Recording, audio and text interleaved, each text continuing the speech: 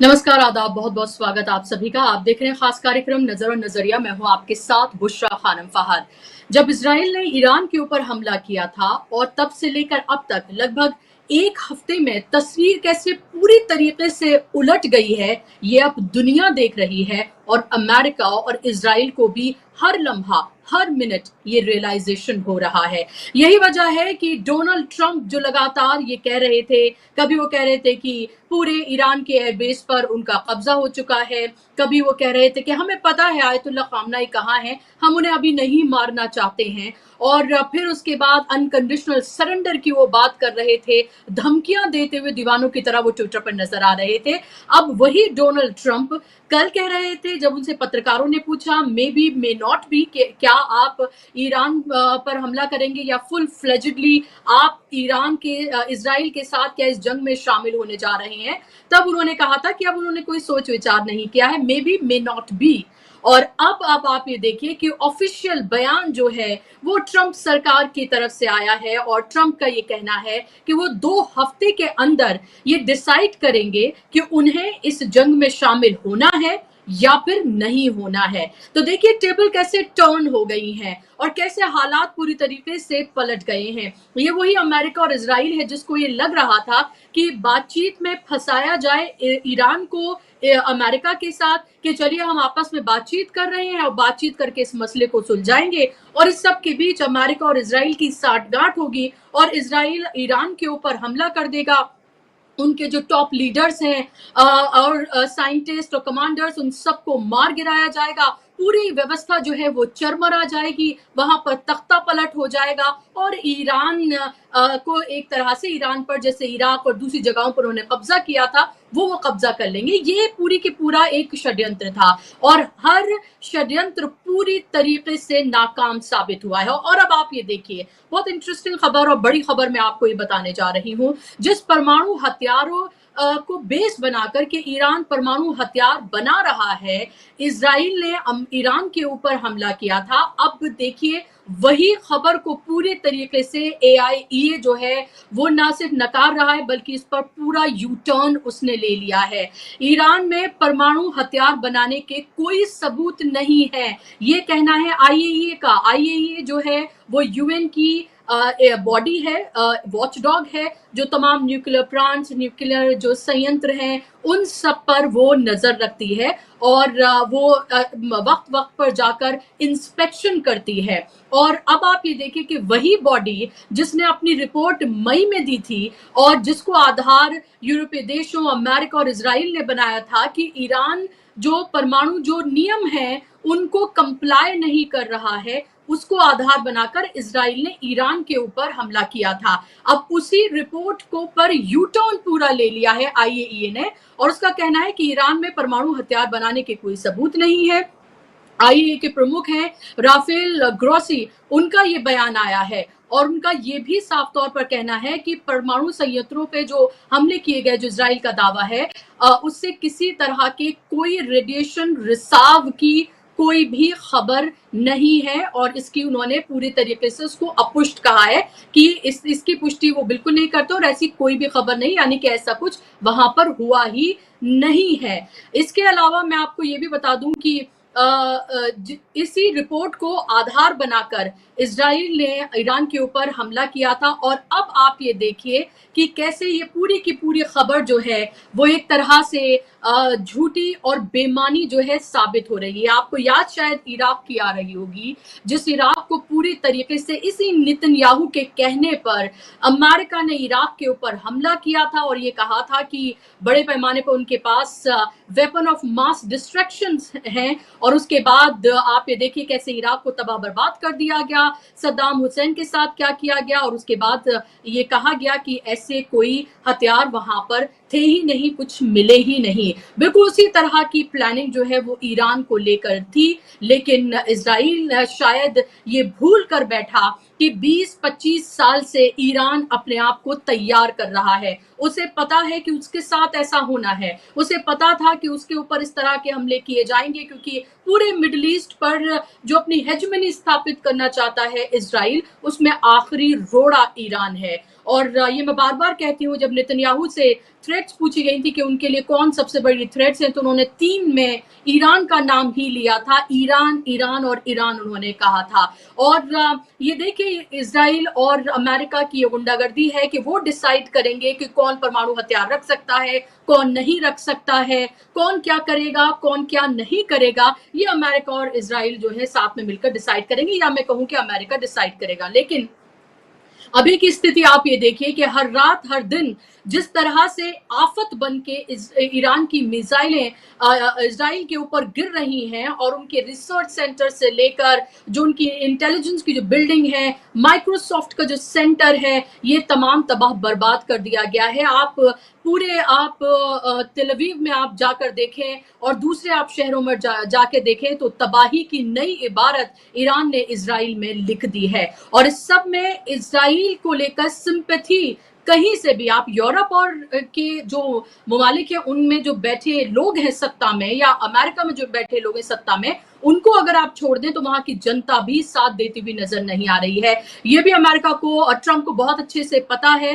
Trump को ये पता है कि अगर उन्होंने ये ऐलान कर दिया कि खुलकर वो इस जंग में शामिल हो गए हैं तो कैसे सिविल वॉर तक छिड़ सकती है अमेरिका में। जो विद्रोह उन्हें देखने के लिए मिल रहा है वो कितने और बड़े पैमाने पर हो जाएगा, क्योंकि ट्रंप आए ही थे ये कहकर कि वो किसी तरह की कोई वॉर नहीं चाहते हैं। उन्होंने ही ये कहा था कि इराक में कोई वेपन ऑफ मास डिस्ट्रैक्शंस नहीं थे। ये पूरी तरीके से ये देखिए गलत साबित हुआ और ये एक तरह का षड्यंत्र था। ये तमाम बातें खुद ट्रंप ने कही थी, और अब आप ये देखिए कि ट्रंप क्या कहते हुए नजर आ रहे हैं। इस सबके बीच एक और ईरान के लिए जो एक खबर है वो ये कि ईरान स्टेट मीडिया ने क्लेम किया है कि जो अली शाम खानी है, जो टॉप एडवाइजर थे ईरान के सुप्रीम लीडर आयतुल्ला खामनेई के, वो जिंदा हैं, वो हॉस्पिटल में हैं और वो रिकवर कर रहे हैं। आपने ये खबर सुनी होगी कि आयतुल्ला खामनेई के जो सबसे क्लोज हैं, जो उनके एडवाइजर हैं, उनको भी मार गिराया गया है। लेकिन अब ये खबर है कि, और ये स्टेट टीवी की तरफ से ये कहा गया है कि जो शामखानी साहब हैं वो जिंदा हैं, हॉस्पिटल में हैं और वो रिकवर कर रहे हैं। और उन्होंने भी हॉस्पिटल से एक मैसेज दिया है। उनका कहना है कि फतेह की सहर बेहद करीब है, यानी कि फतेह की सुबह जो है वो बेहद करीब है। और आयतुल्ला खामनेई साहब की तरफ से लगातार जिस तरह की बातें कही जा रही हैं, जिस तरह से वो एक डिटर्मिनेशन के साथ अपने न सिर्फ देश के साथ, देश के लोगों के साथ खड़े हैं, बल्कि पूरी दुनिया को जिस तरह से मैसेज वो दे रहे हैं, इजराइल और अमेरिका के को दे रहे हैं, उससे जाहिर सी बात है कि इजराइल और अमेरिका के माथे पर पसीना है। लेकिन दुश्मन को कम भी नहीं आंका जा सकता है।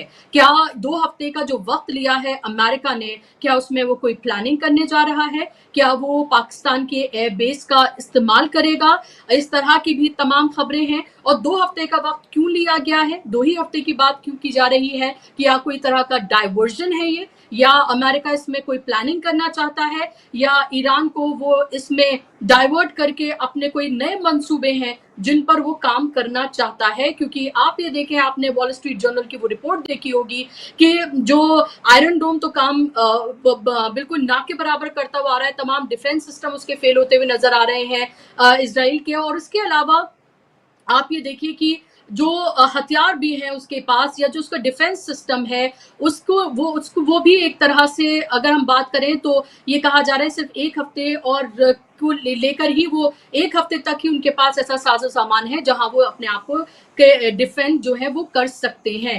तो ऐसे में इजराइल और अमेरिका अब क्या करेंगे? क्या AIA की भी जो ये रिपोर्ट आई है, क्या इसको भी एक उस कड़ी के साथ हम जोड़कर देखें कि जो घबराहट है वो साफ तौर पर क्या दिखती है? चलिए आज इसी पर हम बात करेंगे, इसी पर चर्चा करेंगे। मेरे साथ खास मेहमान जुड़ गए हैं। स्क्रीन पर आप मेहमानों को ले आइए ताकि चर्चा का हम आगाज करें। मेरे साथ 3 खास मेहमान जुड़ रहे हैं और हम उनसे चर्चा करेंगे इस पूरे मामले पर कि जाहिर सी बात है कि अभी इसको लेकर क्या कुछ हो रहा है, किस तरह से इसको देखा जाए, आगे क्या कुछ किया जा सकता है। 2 मेरे खास मेहमान हैं अभी फिलहाल, और एक खास मेहमान मेरे साथ ईरान से भी कुछ ही देर में जुड़ेंगे। शौकत साहब हैं, शौकत भारती साहब हैं, मिडल ईस्ट मामलों के जानकार हैं, बहुत बेबाकी से अपनी बात को रखते हैं। शौकत साहब बहुत बहुत इस्तकबाल, स्वागत आपका कार्यक्रम में। मेरे साथ सिद्धार्थ शर्मा जी हैं, पॉलिटिकल एनालिस्ट हैं, तथ्यों पर आधारित अपनी बातों को रखते हैं। सिद्धार्थ जी, आपका भी बहुत स्वागत कार्यक्रम में। और अब से कुछ ही देर में ईरान से भी मेरे साथ एक खास मेहमान जुड़ेंगे। शौकत साहब, शुरुआत में आपसे करना चाहूंगी, आईएए का ये यू टर्न, अमेरिका का की 2 हफ्ते की मोहलत, इसको आप कैसे देख रहे हैं?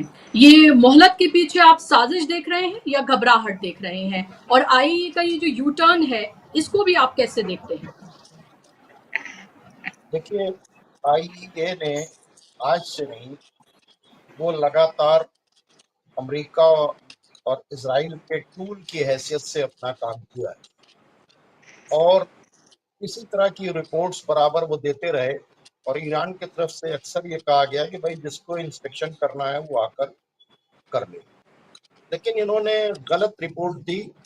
और जब मामलात क्या नाम है बढ़ गए तो अब वो यू टर्न लेकर वहां पर आ गए, जिस पर ईरान की तरफ से कहा गया है कि हम इनके खिलाफ एक कानूनी कार्रवाई करेंगे। ईरान को समझने के लिए पहले 2 चीजें समझनी होंगी। एक तो ईरान जो है वहां उनकी अपनी एक पार्लियामेंट है, उसके अलावा वहां के ऊपर एक सुप्रीम अथॉरिटी है जिसे कहा जाता है मजलिस खुबरगान, और जो उसके जो चीफ हैं supreme leader of Iran Ayatollah Khamenei साहब।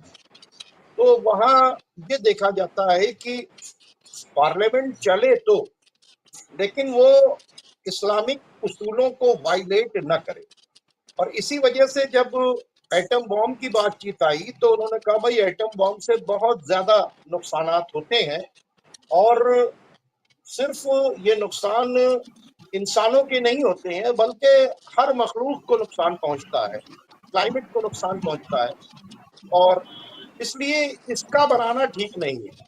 इसमें फतवा था पहले ही कि हम एटम बॉम्ब नहीं बनाएंगे, लेकिन एनर्जी के तौर के ऊपर हम न्यूक्लियर एनर्जी का इस्तेमाल करेंगे। बार बार कहने के बावजूद भी लगातार ईरान के ऊपर सैंक्शन पर सैंक्शन लगते रहे, और जाहिर सी बातचीत है कि अमेरिका और इजराइल ये तो जब से रिवोल्यूशन आया है वो तब से ईरान के दुश्मन है, क्योंकि ईरान ने जो इनको अमेरिका को और इजराइल को दोनों को अपने यहाँ से निकाला, और वहां के ऊपर जो गवर्नमेंट थी रजा शाह पहलवी की, उसको बचाने के लिए इन्होंने पूरी कोशिश की, लेकिन ये बचा नहीं पाए। उसके बाद से ही ईरान जो है इनकी आंखों में खटकता है, और ईरान को खत्म करने के लिए अभी तो ये 8 दिन की जंग चल रही है।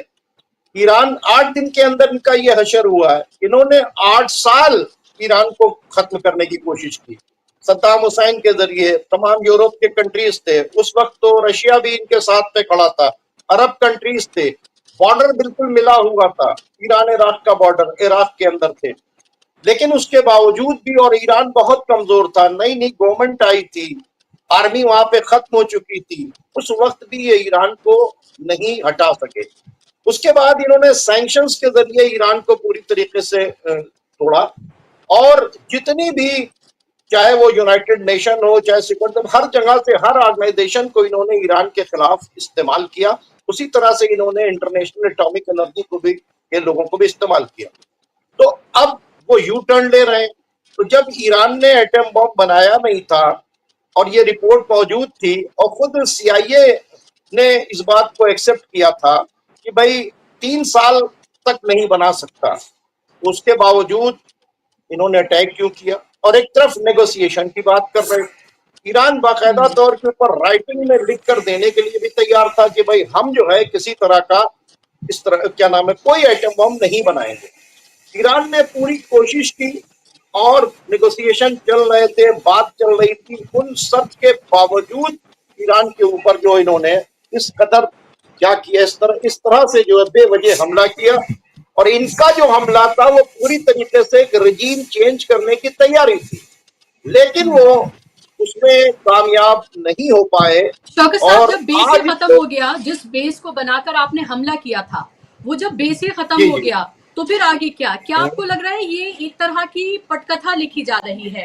पहले वही यूएन की बॉडी कहती है कि एक तरह से बेस बनाती है, और फिर यूरोपीय देश और अमेरिका और इजराइल सब कहने लगते हैं कि भाई वो तो परमाणु बम बना सकता है किसी भी कीमत पर, उस तरफ आगे बढ़ रहा है और हमला कर दिया गया। और अब जो है जब लग रहा है कि ये तो हमारे कंट्रोल से बाहर जा रहा है, तो 2 हफ्ते की मोहलत मांग रहे हैं और आईए अपना यू टर्न ले रहा है। आईए ऐसे ही तो कुछ नहीं कर रहा, हमें भी पता है और आपको भी पता है कि ये कैसे काम करती है बॉडी, कोई इंडिपेंडेंट बॉडी नहीं है। देखिए, सबसे बड़ी बात यह है कि आज जो दुनिया ने एक अजीब एक, एक अजीब मोड़ के ऊपर आ गई। अमेरिका ने जो कुछ कह दिया वो सच है। अमेरिका ने अगर वेपन ऑफ मास डिस्ट्रक्शन अगर इराक के लिए कह दिया तो ठीक है, सीरिया में केमिकल वेपन्स है तो ठीक है, लीबिया, यानी अमेरिका जो कुछ कह रहा है, आज दुनिया में एक अजीब बात है। जो इंटरनेशनल लेवल के ऊपर ऑर्गेनाइजेशन बनाई गई थी, यूनाइटेड नेशन जैसे ही, इंटरनेशनल क्रिमिनल कोर्ट जैसे, ह्यूमन राइट, ये कोई ऑर्गेनाइजेशन जो है वो एक डमी बनकर रह गई है और अमेरिका जो चाह रहा है वो कर रहा है और उसके झूठ के ऊपर लोग साथ में खड़े हैं। और उसके बाद ये जो अटैक किया, अटैक करने के बाद एक बहुत बड़ा दुनिया को मैसेज दिया था अमेरिका ने, और वो मैसेज बहुत ही खतरनाक है कि अगर तुम हमारी बात को नहीं मानोगे, हमारे साथ नहीं चलोगे, और खासकर मिडिल ईस्ट के लोगों को मैसेज दिया कि अगर तुमने इजराइल के खिलाफ पलट कर भी देखा तो हम तुम्हें खत्म कर देंगे, एलिमिनेट कर देंगे। और क्या कहा? Unconditional surrender.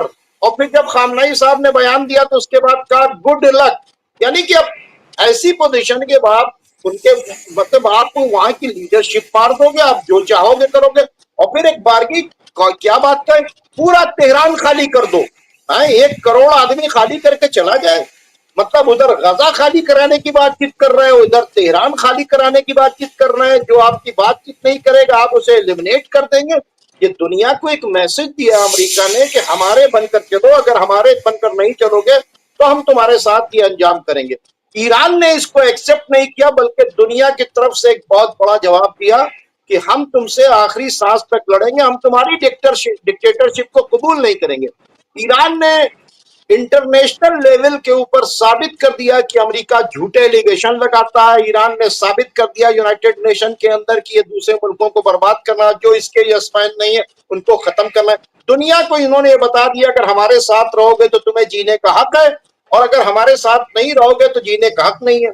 अगर हमारे साथ जौलानी भी आ जाएगा, टेररिस्ट भी आ जाएगा, तो हम उसके सर से वार्ड हटा देंगे, उसकी सरकार बना देंगे सीरिया के अंदर, और तमाम टेररिस्ट से कह देंगे कि तुम वर्दी पहन के वहां के ऊपर गवर्नमेंट में शामिल हो जाओ, और तुम्हारे ऊपर से तमाम जो सैंक्शंस है वो हटा देंगे, तुमको मदद भी करेंगे। यानी अगर अमेरिका के साथ अगर कोई आ जाता है तो अमेरिका पूरी तरीके से उसको सपोर्ट करेगा, और अमेरिका के साथ अगर नहीं आ रहा तो उसको सपोर्ट नहीं मिलेगा, उसको जीने का हक नहीं, उसको अपना कंट्री चलाने का हक नहीं, उसको अपने ढंग से। भाई आप बताएं कि ईरान ने कहां के ऊपर अटैक किया? ईरान ने किसी जगह के ऊपर अटैक नहीं किया, ईरान पर अटैक हुआ। 200 साल की हिस्ट्री है कि ईरान ने किसी के ऊपर अटैक नहीं किया। रह गई बातचीत है कि आप फिलिस्तीनियों को उनके यहां से निकाल रहे हैं। मेरा एक सबसे बड़ा सवाल यह है आपके चैनल के जरिए, खासकर यूनाइटेड नेशन से और दुनिया के तमाम मुल्कों को मैं गौर कराना चाहता हूं कि इजराइल का फ्लैग देखें। इजराइल के फ्लैग में एक स्टार बना हुआ है, 2 ब्लू लाइन बनी हुई है, और उसके अंदर एक मैसेज दिया है कि हम दरियाए नील से लेकर दरियाए फुरात तक हम सब कब्जा करेंगे, और ग्रेटर इजराइल का मैप बनाकर उसको उसने नेट के ऊपर डाल रखा है। तो इसके मतलब क्या है? ग्रेटर इजराइल का गेम चल रहा है। ये झंडा छिपा हुआ नहीं है, ये झंडा सामने दिख रहा है, वो मैप पड़ा हुआ है। इसके मतलब ये पूरी तरीके से सऊदी को भी कब्जा करना चाहते हैं, जॉर्डन को भी कब्जा करना चाहते हैं, इराक को भी कब्जा करना चाहते हैं, सीरिया को भी कब्जा करना चाहते हैं, लेबनान को भी सब कब्जा करना चाहते हैं। ये ग्रेटर इजराइल बनाना चाहते हैं, और इस ग्रेटर इजराइल को बनाने में अमेरिका पूरी तरीके साथ साथ है। और यूनाइटेड नेशन नहीं पूछ रहा कि भाई तुमने अपने झंडे के ऊपर ये क्या लगा रखा है, तुम्हारे अंदर तुम ये ग्रेटर इजराइल की बात क्यों कर रहे हो? लेकिन ये कोई पूछने वाला नहीं। ये बहुत खतरनाक है पूरे खित्ते के लिए। और ईरान ने इस अटैक को करने के बाद, इनको जवाबी हमला करने के बाद, 8 दिन से के अंदर इनको इनकी हैसियत के ऊपर ला के खड़ा कर दिया। 33% टेल अवीव डिस्ट्रॉय हो गया है और इनके जो इंटरसेप्टर्स थे उन्होंने काम करना बंद कर दिया। पहले 98% काम कर रहे थे, फिर 85% काम कर रहे थे, अब 60% तक काम कर रहे हैं। यानी कि अगर पहले ईरान 100 मिसाइल मारता था तो 2 आके लगते थे, लेकिन अब अगर ईरान मिसाइल मारेगा तो वहां के ऊपर 40 मिसाइल जो है वो वहां के ऊपर आकर लगेंगे। तो इन्होंने ईरान के साथ जो कुछ किया और इन्होंने इस तरह से बेवजह वहां जाकर उनके तमाम आर्मी के जो कमांडर्स को मार देना, हाँ, उसके बाद वहां के ऊपर न्यूक्लियर साइंटिस्ट को मार देना, कहा कि भाई पूरा जी तेहरान खाली कर दो और सुप्रीम लीडर को मारने की बातचीत की। ये कोई हल्की बात थोड़ी है। अगर आप सुप्रीम लीडर को टच करेंगे तो आपको नहीं पता है कि दुनिया के अंदर क्या होगा। और इराक के अंदर पूरी तरीके से प्रोटेस्ट शुरू हो चुका है। सिस्तानी साहब का भी फतवा आ गया है। आप ये क्या कर रहे हो, क्या करना चाहते हैं? यही बात पुतिन ने कहा कि तुम क्या कह रहे हो, किस तरह की बातें कर रहे हो। तो 2 हफ्ते का टाइम लिया गया है। ये 2 हफ्ते जी के टाइम पर हम अमेरिका पे भरोसा नहीं करते। अमेरिका की किसी बात पर भरोसा करना फजूल है। वो कब क्या कर दे। हाँ, अमेरिका को जिस वक्त ये समझ में आएगा कि जो ईरान का रिटेलिएशन होगा तो उससे हमारे यहाँ बहुत बड़ा नुकसान होगा। और मैं आपको लिख के देता हूं, सबसे पहले आप ये देखिएगा कि इराक के अंदर जो अमेरिकन बेसेस हैं वो पूरी तरीके से बर्बाद कर देंगे और तमाम इराक के लोग वहां के ऊपर खड़े हो जाएंगे। इसके वजह से एक बहुत बड़ा रिवोल्यूशन आएगा। अमेरिका अगर हल्के में सोच रहा है तो वो इस बात को भूल जाए, वो ये कर नहीं पाएगा किसी भी तरीके से। और आपने देख लिया कि इजराइल की 8 दिन लड़ने की ताकत नहीं है। और हमको ये नहीं भूलना चाहिए कि ईरान ने 8.5 साल तक जंग लड़के बता दिया कि हम कंप्रोमाइज नहीं करते। ये याद रखिए कि जी ईरान के पास लाशें उठाने की ताकत है, इनके पास लाशें गिराने की ताकत है, ईरान के पास लाशें उठाने की ताकत है। ईरान उसूल के ऊपर जंग कर रहा है, ये झूठ के ऊपर जंग चल रहा है। ईरान की जो तमाम चीजें हैं उसके अंदर बिल्कुल क्लियर कट है। ना उसने इंटरनेशनल लॉ को वायलेट किया है, ना उसने क्या नाम है इंटरनेशनल एटॉमिक एनर्जी के किसी लॉ को वायलेट किया है। उसने किसी भी लॉ को वायलेट नहीं किया है और उसने वो बहुत ही पीस लविंग कंट्री है। लेकिन हाँ, वो किसी के आगे घुटने नहीं टेकता है। अब जाहिर जी सी बातचीत है, दुनिया अमेरिका के आगे झुक गई लेकिन ईरान अमेरिका के आगे नहीं झुक रहा। जी यही उनकी सबसे बड़ी मुश्किल है और यही उनकी सबसे बड़ी परेशानी है, दुविधा है। यही हम देख सकते हैं। जमीर अब्बास जाफरी साहब खून से मेरे साथ जुड़ गए हैं, प्रोफेसर है वो वहां पर। और जमीर साहब बहुत बहुत इस्तकबाल, स्वागत आपका कार्यक्रम में। सिद्धार्थ जी, आपकी इजाजत से चली जाऊं मैं जमीर साहब के पास, पता नहीं कब उनका सिग्नल जो है वो चला जाए। सॉरी, आपके पास मुझे आना था, आप बहुत देर से वेट कर रहे हैं, लेकिन जमीर साहब के पास जाऊंगी क्योंकि जब तक वो बात कर पा रहे हैं तो हमारे लिए एक एसेट की तरह है ये। जमीर साहब, आईएए का बयान में देख रही थी, उनकी तरफ से कहा गया है कि यू टर्न उनकी तरफ से लिया गया है बाकायदा तौर पर, और वो ये कह रहे हैं कि कोई हथियार बना ही नहीं रहा था, वो अपनी ही रिपोर्ट से जो है वो पलट गए हैं, जिसको आधार बनाकर दरअसल इजराइल ने ईरान के ऊपर हमला किया था। अमेरिका कह रहा है, ट्रम्प कह रहे हैं कि उन्हें 2 हफ्ते का वक्त चाहिए। आपसे मैं जानना चाहती हूँ कि जमीनी हालात, ताजा हालात वहां के क्या हैं? जुमे का दिन महत्वपूर्ण होता है और जब इस तरह के हालात हो तो और महत्वपूर्ण हो जाता है। तो क्या जमीनी हालात हैं वहां पर, लोग किस तरह से रिएक्ट कर रहे हैं, उनको क्या लग रहा है? और अब 2 हफ्ते का जब मोहलत मांगी है तो किधर जाते हुए फिर आप इसको देख रहे हैं? देखें, इजराइल इस वक्त आईसीयू में है, आप ये समझिए, ठीक है। ये 2 हफ्ते का वक्त अमेरिका ने मांगा है, जैसे डॉक्टर वक्त मांगता है, कहता है कि 2 हफ्ते में शायद हम इस आईसीयू से इसको निकाल सकें। पहले दिन तो ट्रम्प साहब जो हैं वो, एक तो मैं कुछ दोनों चीजें आपके सामने पेश करना चाहता हूँ, ये कि ये 2 हफ्ता क्या है और ये अमेरिका क्या है और अमेरिका की हकीकत क्या है, इस पर मैं गुफ्तगू करूंगा। लेकिन पहले जो आपने सवाल किया है उसके हवाले से कि मैं अभी बस जुमा से आ रहा हूँ, मैं फ्राइडे प्रेयर से आ रहा हूँ और वहां पर अल्लाह है, उसमें कई लाख लोग आ सकते हैं नमाज के लिए यहाँ पर में। क्योंकि इस तरीके से बनाया गया है कि पूरा शहर आ सकता है। पूरे शहर जब नमाज जुमा होती है, ईद की नमाज होती है, वहां पर तकरीबन मेरे अंदाजे से 10,000 लोग गेट के बाहर खड़े थे कि पूरा मुसल्ला भर गया था और 10,000 लोग वेट कर रहे थे क्योंकि भर गया था, इसके लिए वो अंदर नहीं जा सकते थे। ये माहौल है यहाँ पर। नारा लगा रहे थे, न साजिश न तस्लीम न बर्दबा अमरीका। इसका मतलब ये है कि ना हम लोग सुलह करने में इंटरेस्टेड हैं, समझौता करने में इंटरेस्टेड हैं, और ना ही हम लोग तस्लीम होने में इंटरेस्टेड हैं। सिर्फ एक चीज हमें चाहिए कि अमेरिका से लड़ा जाए। तो यहाँ पर ये जो मूड है, क्योंकि इसमें 4 शहीदों की लाशें भी थी, जो शोहदा की लाशें साथ में चल रही थी। मैं आपके व्यूवर्स के लिए कुछ वीडियोस भी शेयर करूंगा जो मैंने खुद यहाँ पर वो किए हैं। नारे हैदर हैदर से पूरा गूंज रहा था, पूरा कुम गूंज रहा था। हैदर हैदर के नारे लग रहे थे, जो मैंने आपको पहले भी बताया कि हिस्टोरिकली कितना इंपॉर्टेंट है। क्योंकि ये जो जंग हुई थी, जो खैबर की जंग थी, जिसमें मौला अली अलैहिस्सलाम ने जंग में हराया था उस जमाने में यहूदियों को, वहां पर मौला अली ने अपने आप का नाम जब इंट्रोड्यूस किया था तो अली नहीं कहा था, उन्होंने कहा था मैं हैदर हूं।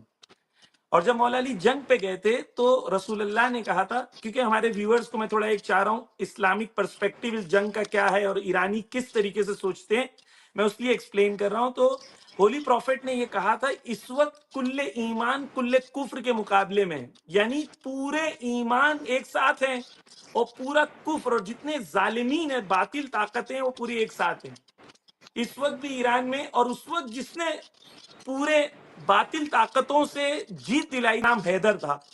तो पूरा ईरान और कुम, मैं तो कुम में था, तेहरान, इस्फहान, हर जगह जो है लाखों की तादाद में लोग मौजूद थे और नारे लग रहे थे कि न साजिश न तस्लीम न बर्दबा अमरीका। बिल्कुल क्लियर पब्लिक की ओपिनियन है, क्योंकि पब्लिक ये कह रही है कि अगर हमने इनकी बात मान ली। मोहसिन रजाई जो यहाँ के कमांडर है, वो कल एक इंटरव्यू दे रहे थे यहाँ के नेशनल टीवी पे, तो उन्होंने इस इंटरव्यू में कहा कि अगर किसी ने अमेरिका से, क्योंकि ईरान में अलग अलग फिक्र भी मौजूद है, डिप्लोमेट्स हैं, उनकी एक अपनी फिक्र है, मिलिट्री की अपनी फिक्र है, आपस में क्योंकि डेमोक्रेसी है, डिफरेंस ऑफ ओपिनियंस भी हैं। ये वेस्ट प्रेजेंट करता है कि यहाँ डेमोक्रेसी नहीं है, डिफरेंस ऑफ ओपिनियंस होती हैं। तो मोहसिन रजाई ने कहा कि ईरान के अंदर अगर कुछ लोग ये फिक्र कर रहे हैं कि हम लोग उनके साथ सीज फायर कर लें, तो आप ये जान लें कि 2 महीने में ये रीग्रुप करके दोबारा हमला करेंगे। तो आप ये इंश्योर करें कि जब ये घुटने पे आ गए हैं तो इनको उठने नहीं दें। इस वक्त जो इनकी हालत है, नेतन्याहू भीख मांग रहा है अमेरिका से कि आप प्लीज जो है मेरा साथ दे दें। अमेरिका ने कहा कि 24 घंटे में हम तुम्हारा साथ देंगे। जब वो मिलिट्री ऑफिशियल्स के पास गए होंगे तो कहा होगा कि लाशें उठाने को तैयार हो, 50,000 सोल्जर्स तुम्हारे यहाँ मौजूद हैं। अच्छा, ईरान ने ये भी कहा है कि हम जब मारेंगे, इजराइल में तो मारना डिफिकल्ट है क्योंकि दूर भी है। दूसरा, इजराइल में क्योंकि प्रिसीजन से मार रहे हैं, लेकिन फिर भी सिविलियंस के दरमियान उनकी बिल्डिंग्स हैं। लेकिन जो इनकी छावनी है वो तो चारों तरफ से आजाद है। जब इन्होंने ऐनुल असद पे मारा था इराक में, ईरान ने जब कासिम सुलेमानी की शहादत के बाद, तो अमेरिका ने क्या किया था? उस वक्त ट्रंप भी थे, बहुत पावरफुल अपने आप को बताते हैं। 24 घंटे लगे थे ट्रंप को सिर्फ प्रेस कॉन्फ्रेंस करने के लिए, 24 घंटे। और 24 घंटे के बाद उन्होंने आके कहा कि हम जंग को आगे नहीं बढ़ाना चाहते। ये नहीं कह रहे थे जंग को आगे नहीं बढ़ाना चाहते, वो ये कह रहे थे कि अगर जंग आगे बढ़ेगी तो हम लोग जो नुकसान है हम लोग को उठाने को नहीं तैयार है, वगरना अमेरिका क्यों जंग नहीं करेगा। तो ये समझ ले, अमेरिका इस वक्त एक चेकमेट की पोजीशन पर आ गया है। इजराइल ने जो किया है वो अमेरिका को मुश्किल में डाल दिया है। अब इजराइल हकीकत में तो खुद कुछ है नहीं, पूरा वेपन्स और एड अमेरिका का है। या तो अमेरिका खुल के जंग में आ जाए और कहे कि भाई अब हमारी और तुम्हारी जंग है। अब जब मैं कह रहा हूं आपसे, सॉरी कि अमेरिका कह रहा हूं, तो अमेरिका खुद अमेरिका नहीं है, वो पूरा वेस्टर्न पावर है। कल ब्रिटेन ने क्या कहा कि हमने अपनी प्लेन्स को यहां ले आए। इसी तरीके से पूरा यूरोप, ये जंग जैसा मैंने पहले भी आपसे अर्ज किया था, आइडियोलॉजी की जंग है। एक तरफ पूरी दुनिया की वो पावर्स जो इंपीरियलिस्ट पावर है, जो कॉलोनियलिस्ट पावर है, जो सुप्रीमसिस्ट पावर है, उन्हें लगता है कि हम दुनिया के बादशाह हैं, उनके मुकाबले में एक ऐसी कौम खड़ी हो रही है कि कह रही है कि हम तस्लीम नहीं होंगे। ये असल प्रॉब्लम है।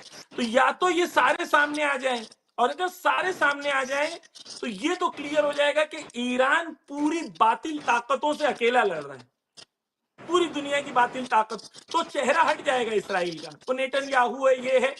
और लोग सोचते हैं ट्रंप पागल है, ट्रंप पागल नहीं है, ये लोग बेवकूफ बनाते हैं। वो लोग, उन लोगों ने कैसे कैरेक्टर बनाया है जिस कैरेक्टर में पॉलिसी कंसिस्टेंट है, इंपीरियलिज्म की पॉलिसी कंसिस्टेंट है, दूसरों को तहकीर और जलील करने की पॉलिसी कांस्टेंट है, दूसरों के सिस्टम्स और दूसरों के रिसोर्सेज को यूटिलाइज करने की पॉलिसी कंसिस्टेंट है, अपने आप को दुनिया का बादशाह समझने की पॉलिसी कंसिस्टेंट है, दूसरी कौमों पे जंग करने की पॉलिसी कंसिस्टेंट है। सिर्फ डिफरेंस क्या है? अप्रोच में।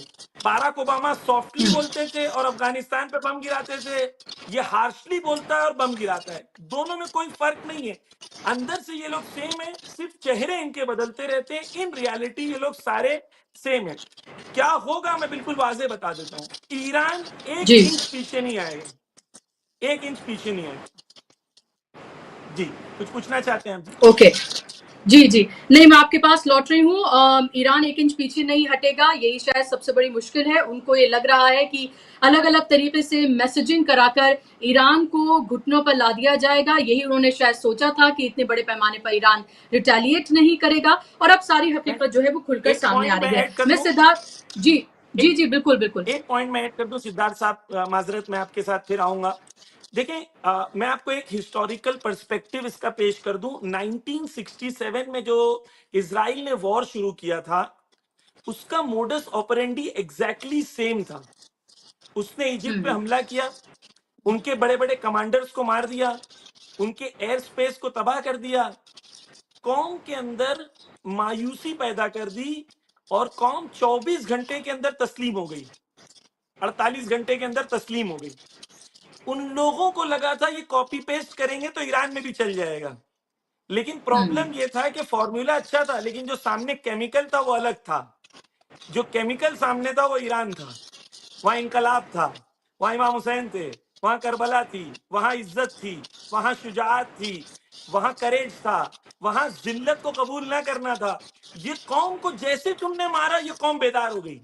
तो मैंने पहले शायद आपके एक कहा था, एक जुमला कहता हूं फिर सिद्धार्थ साहब के पास मैं उनसे भी सुनूंगा, कि इमाम खुमैनी ने इस कौम के बारे में कहा था, हर चकत कुश्ते मिशवीन जिंदेतर मिशवीन। हम जितना ज्यादा मारे जाएंगे, हम जितना ज्यादा हमारा खून बहाया जाएगा, ये कौम उतना ज्यादा जिंदा होगी। मैं आज जो जुलूस में गया था, मैं कुंभ में 13 साल से हूं। 13 साल में मैंने कभी इतने लोग और इतना जोश एक साथ नहीं देखा था जो मैंने आज देखा है। जो लोगों के अंदर जोश था और जो लोग उमड़ पड़े थे, ये क्या है? ये खून का असर है। ये कहते हैं जो शहीद हो गए हम उनको छोड़ेंगे नहीं, अगर छोड़ेंगे तो गद्दारी हमने उनके साथ की है, हम आखिरी लम्हे तक खड़े रहेंगे। ये जो है सिचुएशन, उन्होंने सोचा था कि जो इजिप्ट में किया था वो ईरान में कर देंगे, लेकिन ईरान में इंशाल्लाह आप देखेंगे कि रिवर्स होगा। आजादी फलस्तीन की होगी, रेजिम चेंज फलस्तीन में होगा इंशाल्लाह। जी बिल्कुल, यही तमाम जो लोग हैं जो जुल्म के खिलाफ है, वो शायद तमाम लोग ये उम्मीद कर रहे हैं। इस सब के बीच हमें ये भी नहीं भूलना चाहिए, और ये बार बार मैं कहूंगी कि फिलिस्तीन में जो हो रहा था वो अभी भी वहां पर हो रहा है। वहां अभी भी चंद दानों के लिए अभी भी लोग अपनी जान को गंवा रहे हैं। वहां अभी भी उसी तरीके से कुर्बानियां हो रही हैं। वहां अभी भी आटे के एक पैकेट के लिए लोग अपनी जिंदगियों को दाव पे लगा रहे हैं, कुर्बान कर रहे हैं अपने बच्चों के लिए, अपनी नस्लों के लिए। तो ये भी हमें याद रखना चाहिए। सिद्धार्थ जी, आपका ओपनिंग कमेंट, आप इस सब को कैसे देख रहे हैं? कराया जा रहा है। जी जी बिल्कुल जी जी, बिस्मिल्लाह जी सिद्धार्थ जी। जी मेरे ख्याल से शौकत जी ने बहुत अच्छे से मिडिल ईस्ट का पूरा मध्य पूर्व की जो राजनीति है उसको बहुत अच्छे से दर्शकों को समझा दी है, और जाफरी साहब ने इसकी जो आइडियोलॉजी है, सिद्धांत है, उसको भी ठीक से समझा दिया है। लेकिन ये पूरा का पूरा मुद्दा, पूरा का पूरा इजराइल ने जिस बहाने से ईरान पे हमला किया, ये बहाना बना के कि ईरान परमाणु हथियार बना रहा है। अब ये पूरा का पूरा कहानी जो है उसका कुछ तकनीकी पहलू हैं। मैं तकनीकी पहलू को बता देता हूँ कि सबसे पहले तो कोई एक अगर चाकू हमारे पास है तो चाकू का दोनों उपयोग हो सकता है। चाकू से आप सब्जी भी काट सकते हैं, चाकू से आप हमला भी किसी के ऊपर कर सकते हैं। तो ईरान का कहना है कि मेरे पास जो परमाणु ताकत है, परमाणु ऊर्जा हम बनाने की कोशिश कर रहे हैं, वो सिविलियन यूज के लिए कर रहे हैं, उसका मिलिट्री यूज नहीं है। इसीलिए ईरान ने अपने सारे परमाणु संयंत्रों को आईएईए के लिए खोल दिया। आईएईए एक अंतरराष्ट्रीय संस्था है जो कि दुनिया भर में कहीं पर भी कोई परमाणु संयंत्र है तो अंतरराष्ट्रीय टेक्निकल लोग आते हैं उसको और उसको देखते हैं और उसकी जांच करते हैं। भारत आईएईए भारत ये एक परमाणु अप्रसार संधि है, एनपीटी उसका नाम है, non nuclear non proliferation treaty. जो देश उस पर हस्ताक्षर किए हैं वो देश अपने अपने देश के परमाणु संयंत्रों को इंस्पेक्शन के लिए, बाहर के देश के लोगों के इंस्पेक्शन के लिए खोलते हैं। एक जानकारी के लिए बता दूं कि भारत एनपीटी का सदस्य नहीं है, इसीलिए भारत में आईएईए के कोई भी आके भारत के किसी परमाणु संयंत्र का इंस्पेक्शन दुनिया के दूसरे देश नहीं कर सकते, क्योंकि भारत उसको बंद करके रखा हुआ है। तो ईरान का कहना था कि क्योंकि मैं कोई परमाणु बम नहीं बना रहा हूं, मैं बिजली के लिए, अपनी ऊर्जा के लिए मैं परमाणु का काम कर रहा हूं, इसीलिए उसने आईएईए के लोगों को अपने यहां बुलाने के लिए खुला छूट दे दिया और वो लोग आए गए। हुआ ये कि करीब करीब मेरे ख्याल से 12 जून को लेटेस्ट एक रिपोर्ट आई आईएईए की। वो रिपोर्ट में दो पहलू बताई गई है और वो दोनों पहलू मैं बता देता हूं। एक रिपोर्ट तो आईएईए ने स्पष्ट किया कि ईरान के पास अभी जितनी मात्रा में यूरेनियम है, मतलब 400 किलो के आसपास यूरेनियम है और वो 60% संवर्धन उसका हुआ है, उसका प्यूरिफिकेशन 60% हुआ है, उससे ईरान किसी भी तरह का परमाणु हथियार नहीं बना सकता, ये आईएईए ने कहा। लेकिन आईएईए ने दूसरा भी एक बात कहा कि इतनी मात्रा में यूरेनियम ईरान के पास होने का कोई कारण नहीं है, ये उनके पास जिस सिविलियन यूज की वो बात कर रहे हैं उससे ज्यादा उनके पास है। दोनों बात कह दी। अब आईएईए ने क्योंकि दोनों बात कह दी तो इजराइल ने जो दूसरी बात कही उसको पकड़ लिया कि ईरान के पास यूरेनियम जरूरत से ज्यादा है, इसका मतलब है वो बम बनाने वाला है, इसीलिए हम उनको बम बनाने से उनको रोकना है, इसीलिए उनके ऊपर हमला कर दिया। तो ये जो पूरा का पूरा इजराइल ने ईरान पर हमला किया है, वो हमले के पीछे बहाना यह है कि ईरान परमाणु हथियार बनाने वाला है, जबकि अंतरराष्ट्रीय संस्था, अब वो अंतरराष्ट्रीय संस्था में भले वो अमेरिका के तरफ झुकी हुई हो या किसी ईरान के तरफ नहीं झुकी हुई हो, लेकिन उसका रिपोर्ट स्पष्ट बोलता है कि ईरान के पास आज की तारीख में इतना यूरेनियम नहीं है कि वो परमाणु हथियार बना सके। और ईरान भी खुल के बोल रहा है कि मैं परमाणु हथियार के लिए मैं क्या कहते हैं यूरेनियम का उपयोग नहीं कर रहा हूं। तो ईरान भी कह रहा है कि मेरे पास परमाणु हथियार नहीं है, दुनिया के साइंटिस्ट भी कह रहे हैं अमेरिका के पास परमाणु हथियार नहीं है। अमेरिका की एक तुलसी गबार्ड है जो कि वहां की इंटेलिजेंस हेड है, उनका भी कहना है कि परमाणु हथियार नहीं है। जब तीन लोग कह रहे हैं कि परमाणु हथियार नहीं है, तो अब आप किस बहाने से परमाणु हथियार है करके हमला कर रहे हैं? आपको ये तो सबसे पहले हो गया कि इजराइल ने इसलिए हमला किया। लेकिन दिक्कत इजराइल के साथ ये हो गई कि उसके पास तकनीकी रूप से अच्छे हथियार होते हुए भी पिछले एक हफ्ते के बमबारी में उसने ईरान के किसी भी परमाणु संयंत्र को इतनी हानि नहीं पहुंचाई है कि वहां से किसी तरह का परमाणु रिसाव वगैरह हो जाए, जो कि फिर से आईएईए ने भी कह दिया है कि हाँ, इजराइल ने काफी सारे ईरान के परमाणु ठिकानों पर हमला तो किया है, लेकिन उससे ईरान की परमाणु क्षमता पर कोई बहुत ज्यादा असर नहीं पड़ा है, 10-20% पड़ा होगा। उसका कारण यह है कि ईरान के जो भी परमाणु संयंत्र हैं वो धरती से नीचे पहाड़ों के अंदर 300-300 फीट गहरे, मतलब वो एक व्यवस्थित ढंग से वो चलाते हैं, उनका एक सिस्टम है। तो उस सिस्टम के अंदर अंतर्गत क्योंकि चल रहा है, इसीलिए इजराइल की हवाई जहाज या मिसाइल अगर उसके ऊपर बमबारी भी कर रहे हैं तो वो ऊपर से सतही बमबारी हो रही है, उनके जो संयंत्र जमीन के अंदर 300 फीट गहरे हैं वहां पर उसको हानि कोई नहीं पहुंच रही है। तो हुआ यह है कि इजराइल ने जिस घोषित कारण से यह युद्ध शुरू किया था, वो घोषित कारण वो पूरा नहीं कर पा रहा है। उसका बार बार, क्योंकि आप ईरान को हमला करने के लिए एक होता है घोषित कारण, एक होता है अघोषित कारण। शौकत साहब ने अघोषित कारण बता दिया कि वो उनका एक ग्रेटर इजराइल का सपना है, ये सब अघोषित कारण है। लेकिन ये युद्ध शुरू करने के लिए घोषित कारण तो इजराइल ने यही कहा था ना कि ईरान के पास परमाणु संयंत्र है, हम उसको तोड़ेंगे। तो आज तक वो तोड़ नहीं पाया है और उसको नष्ट नहीं कर पाया। इसीलिए इजराइल क्योंकि ऐसी एक क्या कहते हैं अटपटी स्थिति में फंस गया है, इसीलिए इजराइल अब कोशिश कर रहा है कि इस मामले में किसी तरह चाहे या अनचाहे, मजबूरी में ही सही, जबरदस्ती ही सही, धोखेबाजी करके ही सही, किसी भी तरह से अमेरिका को भी इसमें फंसा लिया जाए, क्योंकि अमेरिका के पास इजराइल से ज्यादा अच्छे, शक्तिशाली और ज्यादा परिष्कृत उनके पास हथियार हैं। तो इजराइल के पास जो हथियार हैं वो 300 फीट जमीन के नीचे नहीं जा सकते। इजराइल का मानना है कि अमेरिका के पास ऐसे हथियार हैं जो कि 300 फीट जमीन के नीचे चले जाएंगे, तो कम से कम हम 300 फीट जमीन के नीचे हमला करके ये बता देंगे कि हमने परमाणु संयंत्र को हानि पहुंचा दी।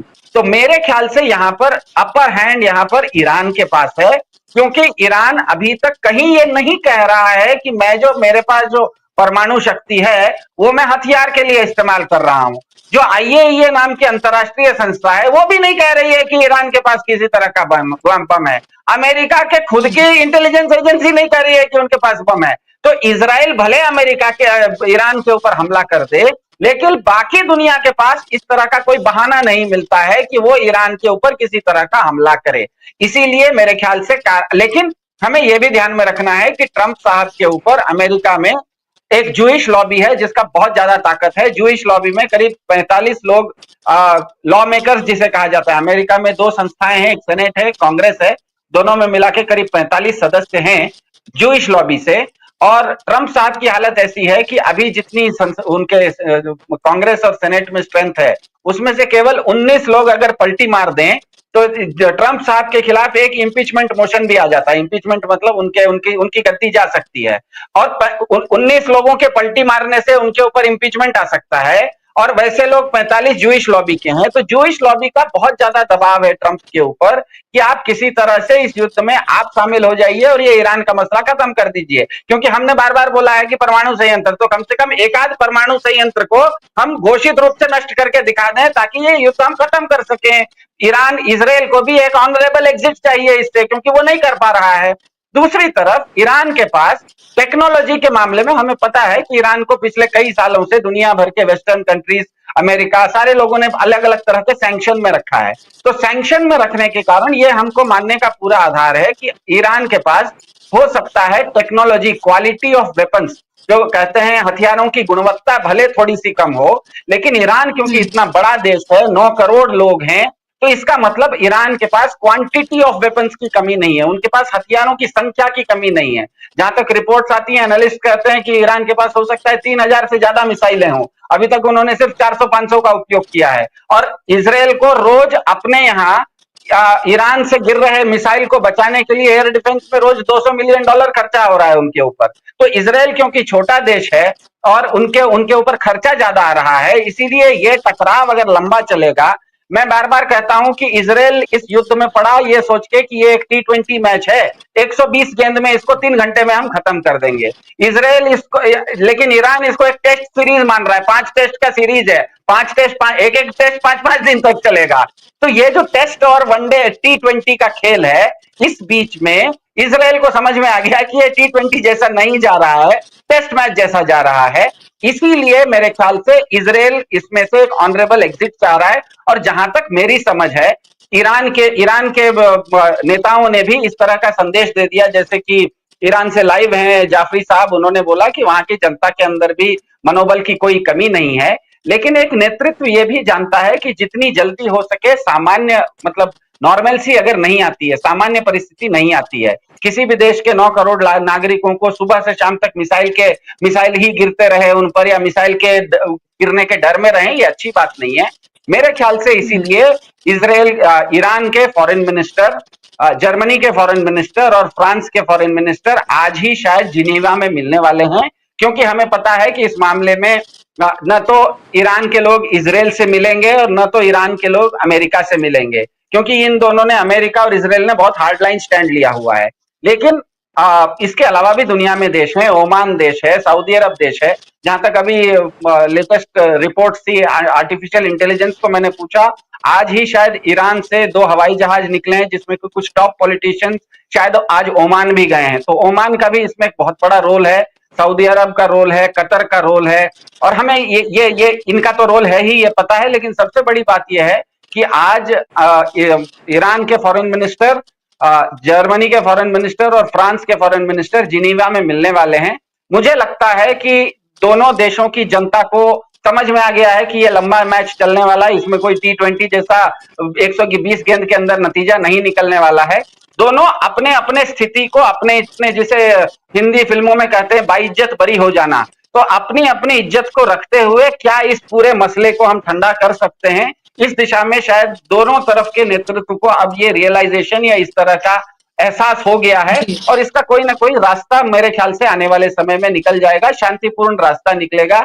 इसमें दोनों ही, किसी का भी, क्या कहते हैं, जैसे ट्रंप साहब कह रहे हैं कि ईरान को पूरा तरह सरेंडर करना चाहिए, कोई देश सरेंडर करता नहीं है। इस तरह की भाषा का इस्तेमाल नहीं होता, क्योंकि नहीं होता इसीलिए ईरान कह रहा है कि मैं ट्रंप साहब के साथ या अमेरिका के साथ बात नहीं करूंगा, स्वाभाविक है। तो जो इनके साथ ढंग से बात करेगा, चाहे वो इजराइल के साथ हो चाहे ईरान के साथ हो, क्योंकि दोनों अपने आप में एक देश है, हमें पता है कि ये पूरा का पूरा टकराव जो है ये कट्टरवाद का टकराव है। ईरान और इजराइल के बीच में कोई सीमा नहीं है, दोनों के बीच में कोई जमीन का विवाद नहीं है, दोनों के बीच में 1000 किलोमीटर की दूरी है, फिर भी दोनों अगर एक दूसरे के ऊपर मिसाइल बरसा रहे हैं, इसका मतलब ही है कि कहीं ना कहीं दोनों में सैद्धांतिक रूप से कोई टकराव है, सैद्धांतिक एक स्टैंड दोनों ने लिया हुआ है।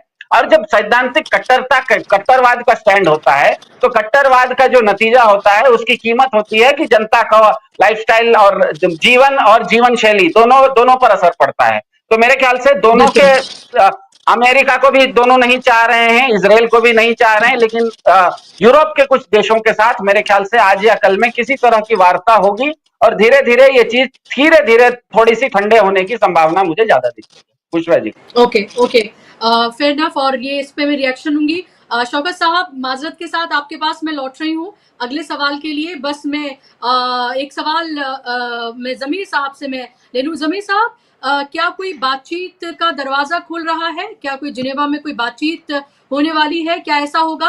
क्योंकि देखिए, ये भी एक थ्योरी थी और लगातार मैं देख रही थी, एक आर्टिकल में पढ़ रही थी, उसमें कहा जा रहा था कि इजराइल इस तरह की प्लानिंग कर रहा है कि वो ये कहे कि भाई देखिए हमारी इसमें जीत हो गई है, वो एक तरह से अपने मुल्क में जीत डिक्लेयर कर दे और फिर उसके बाद इस वॉर को जो है वो खत्म कर दे। ये वो एक तरह की एक एग्जिट की प्लानिंग कर रहा है। क्या आपको लग रहा है ऐसा कुछ होने जा रहा है?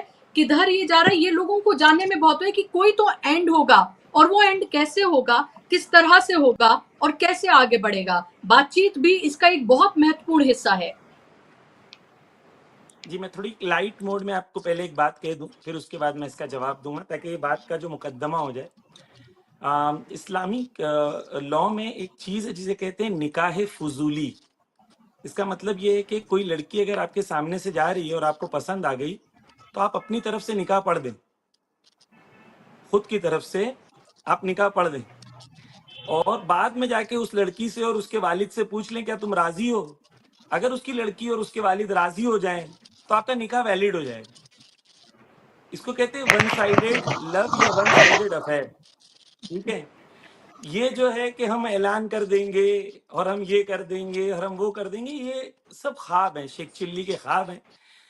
ईरान के अंदर अलग अलग आइडियोलॉजीज हैं, अलग अलग फिक्रे हैं, लेकिन फाइनल डिसीजन आयतुल्ला खामेनी का, रहबर मुअज्जम का। दुनिया में रहना है तो दुनिया में एक गुंडों की एक महफिल है जिसे यूनाइटेड नेशन कहते हैं।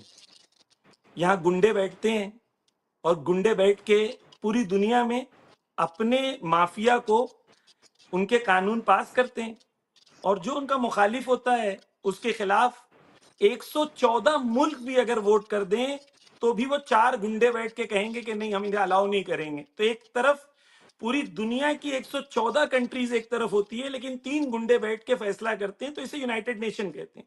लेकिन क्योंकि आपको दुनिया में, इसी दुनिया में रहना है और इसी दुनिया में यही कानून बनाते हैं, यही सैंक्शंस लगाते हैं, तो आपको एक फेज होता है जिसे डिप्लोमेसी कहते हैं।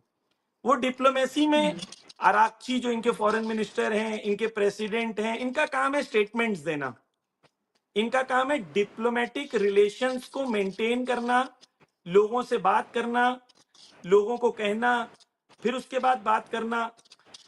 आयतुल्ला खामेनी का स्टैंड जो है वो फाइनल स्टैंड है। आयतुल्ला खामेनी ने 2 चीज कही अपने वीडियो में। पहली कही है कि हम जंग तहमीली एनफोर्स्ड वॉर को भी एक्सेप्ट नहीं करते, और सुलह तहमीली यानी एनफोर्स्ड पीस, यानी तुम हमें फोर्स करो कि हम पीस को एक्सेप्ट कर लें, हम इसको भी एक्सेप्ट नहीं करते। हमारी कौम कोई भी चीज फोर्स के जरिए से एक्सेप्ट नहीं करेगी, और हम सबमिशन के फेज में नहीं जाएंगे। इजराइल तो आपके लिए बिल्कुल क्लियर है कि इजराइल चाह रहा है किसी तरीके से, सिद्धार्थ जी ने भी कहा, एनपीटी के बारे में बिल्कुल सही कहा उन्होंने, कि इजराइल T20 मैच समझ रहा था, और ये जो है 5 सीरीज की एशेज निकल गई। और तो ये बिल्कुल क्लियर है कि इजराइल इस वक्त बहुत बैकफुट के ऊपर है, और इजराइल ने जो सोचा था वो बिल्कुल भी हुआ नहीं, और जो हो रहा है वो इजराइल ने सोचा नहीं था। ये बिल्कुल हमारे लिए क्लियर हो जाना चाहिए। तो ये है कि इजराइल ऑनरेबल एग्जिट कर लेगा। मैं आपको ये बता देता हूं, इस जंग के खत्म होते होते या इजराइल और अमेरिका दोनों, ये दोनों में से एक जलील होंगे बहुत बुरी तरीके से पूरी दुनिया के अंदर। अगर अमेरिका जंग में शामिल होता है तो अमेरिका खुद जलील होगा, और अगर अमेरिका जंग में शामिल नहीं होता है और इजराइल को इसी तरीके से तनहा छोड़ देता है तो इजराइल जलील होगा। तो ये कि ये जंग जो है वो सुल चली जाएगी और 1 हफ्ते में ऐसा हो जाएगा, 2 हफ्ते में ऐसा हो जाएगा, बिल्कुल भी। ईरान के अंदर लोग कह रहे हैं ये गद्दारी होगी उन शोहदा के साथ जो शहीद हुए हैं उनके साथ, क्योंकि जैसे मैंने कहा, डॉक्टर रजाई जो है यहाँ के वो हैं कमांडर, उन्होंने कहा कि अगर आप इन्हें वक्त दोगे 2 महीनों के बाद फिर से हमला करेंगे। अच्छा, आप किससे बात करेंगे? लेकिन 2015 में यही जो फ्रांस, जर्मनी, यूके जो P4+1 थे और ईरान था, तो और यही जवाद जरीफ जिसको आज ईरान में बहुत उनको बुरा कहा जा रहा है, आज जुलूस में कह रहे थे कि जरीफ की ये दुख्तराना गुफ्तगू जो है इसको बंद हो जाना चाहिए, यानी जो लड़कियों की तरह बात कर रहा है उनके सामने झुक झुक के, अभी शुजात का वक्त है, शेर की तरह बात करने का वक्त है। तो पूरी दुनिया एक तरफ थी और ईरान एक तरफ था।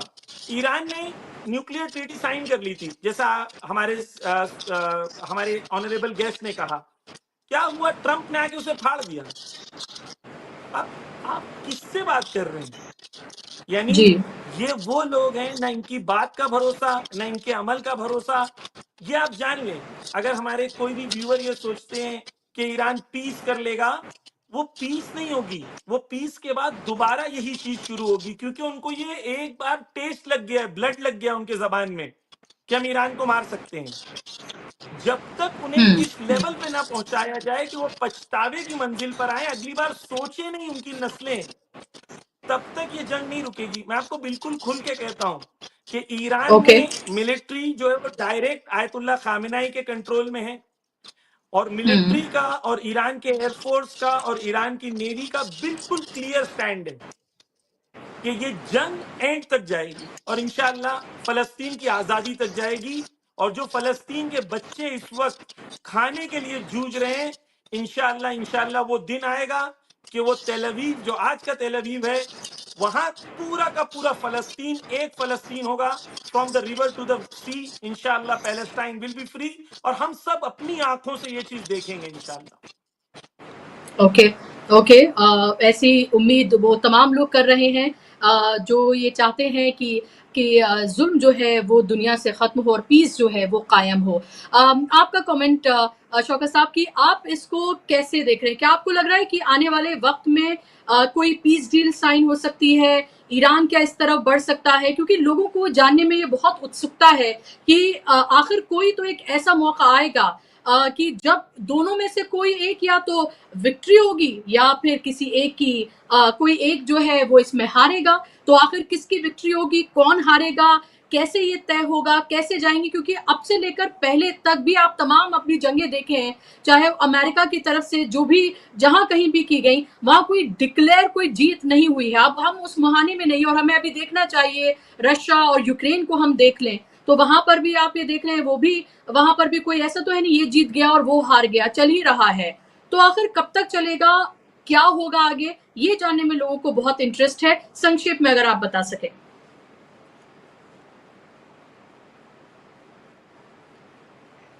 आवाज खोले शौकत साहब की। जी।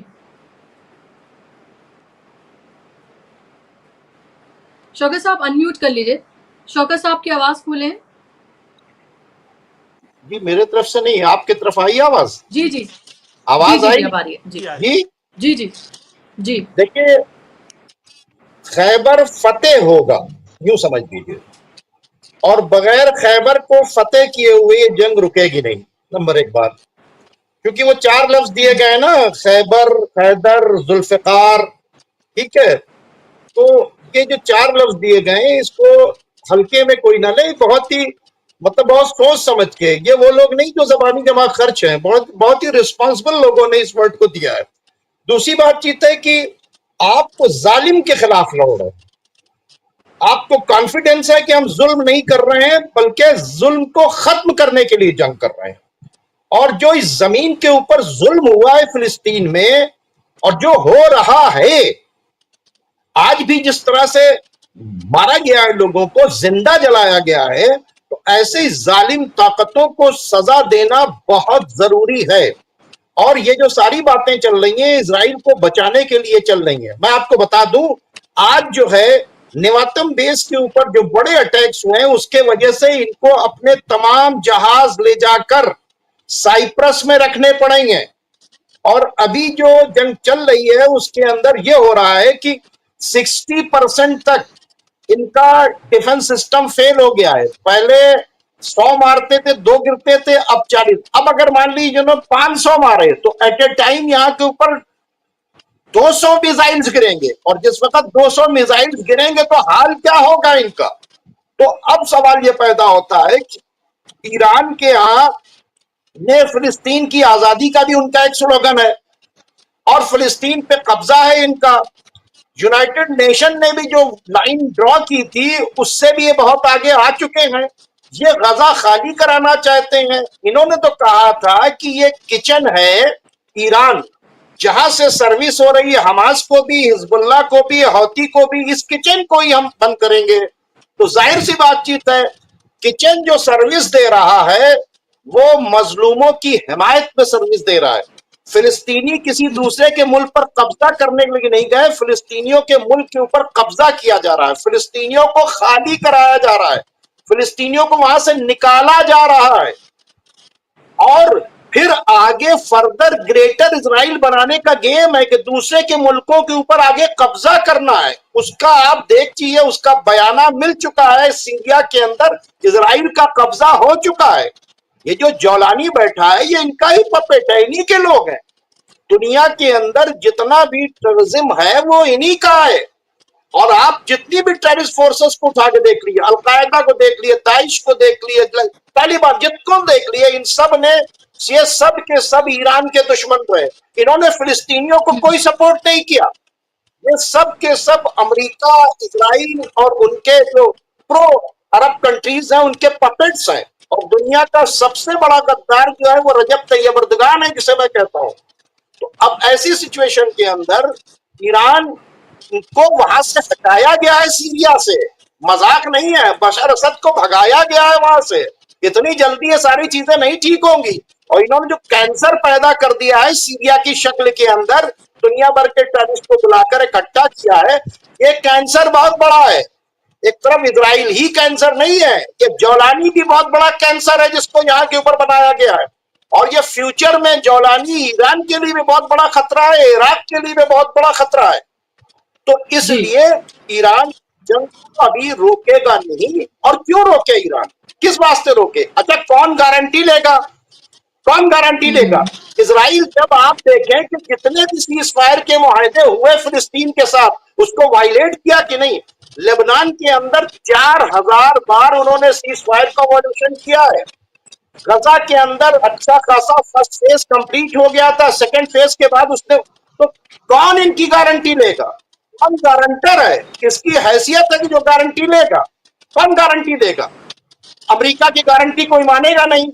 दुनिया में इस वक्त, अच्छा, यूनाइटेड नेशन अब बिल्कुल खत्म हो चुका है। जब ये लोग तमाम इदारे खत्म कर चुके हैं, तो अब कौन है जो गारंटी देगा?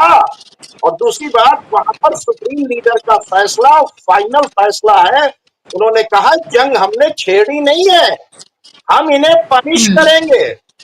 इतनी आसानी से वहां आर्मी के तमाम चीफ को आपने मार दिया, साइंटिस्ट को मार दिया, आपने पूरी सब सारी लीडरशिप मार दिया।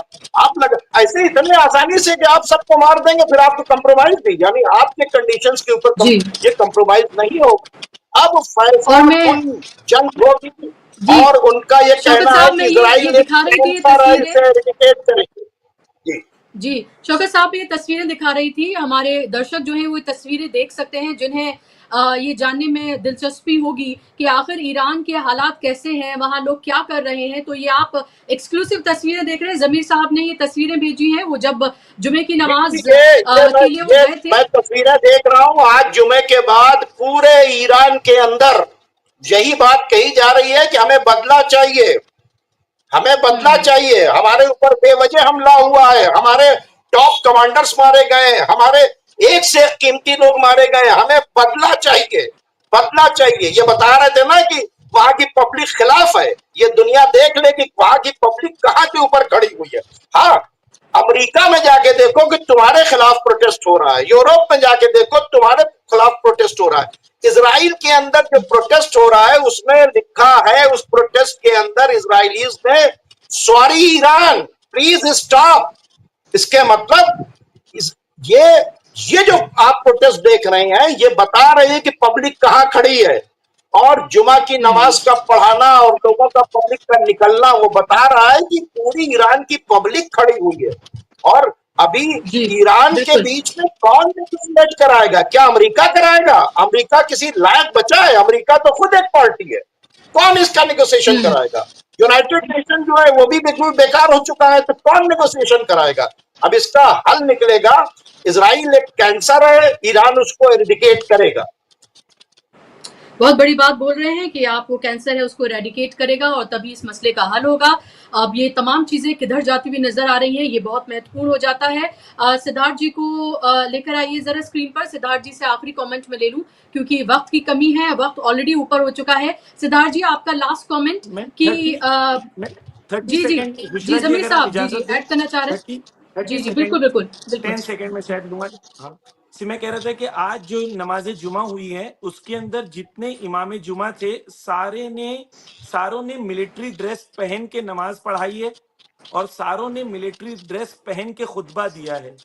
जिस तरीके से हजरत अली जब जंग में जाते थे तो मिलिट्री का ड्रेस पहन के नमाज पढ़ाते थे, उसी तरीके से ये इंडिकेशन है कि जो सबसे इंपॉर्टेंट पल्पिट है वहां से मिंबर से ये एक सिंबॉलिक ऐलान है कि वी आर ऑल रेडी।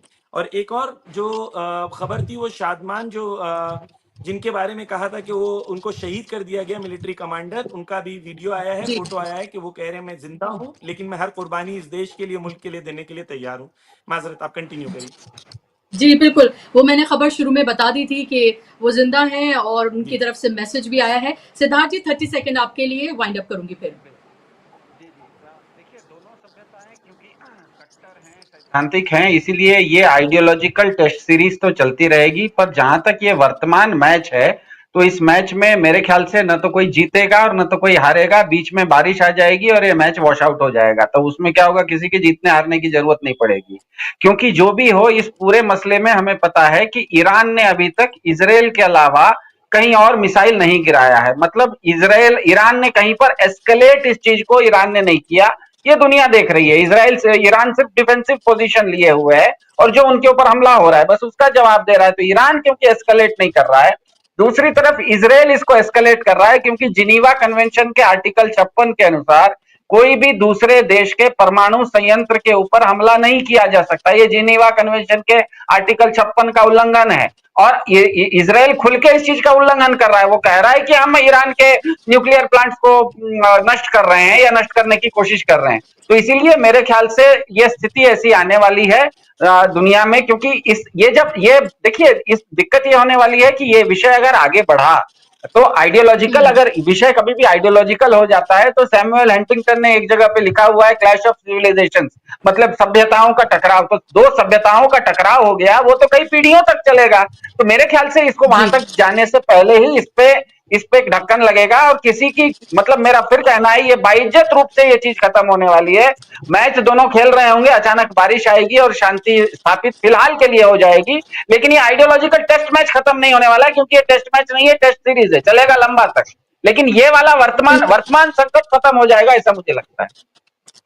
बिल्कुल, और हमें ये भी देखना बहुत महत्वपूर्ण है कि इज़राइल क्या चाहता है, उनकी क्या पूरी प्लानिंग है। हमें ये पता है कि ईरान उनकी आँख का सबसे बड़ा रोड़ा है, और क्या वो अभी हाल के लिए आगे की तैयारी करने के लिए वो फिलहाल एक हॉल्ट चाहते हैं, ये साफ तौर पर दिख रहा है, और ईरान उनको वो हॉल्ट देने के लिए तैयार नहीं है, ये भी साफ तौर पर नजर आ रहा है। बहुत बहुत शुक्रिया आप तीनों मेहमानों का कार्यक्रम का हिस्सा बनने के लिए, वक्त देने के लिए बहुत बहुत शुक्रिया, धन्यवाद। और शुक्रिया और धन्यवाद आप तमाम दर्शकों का भी इस कार्यक्रम का हिस्सा बनने के लिए। नमस्कार।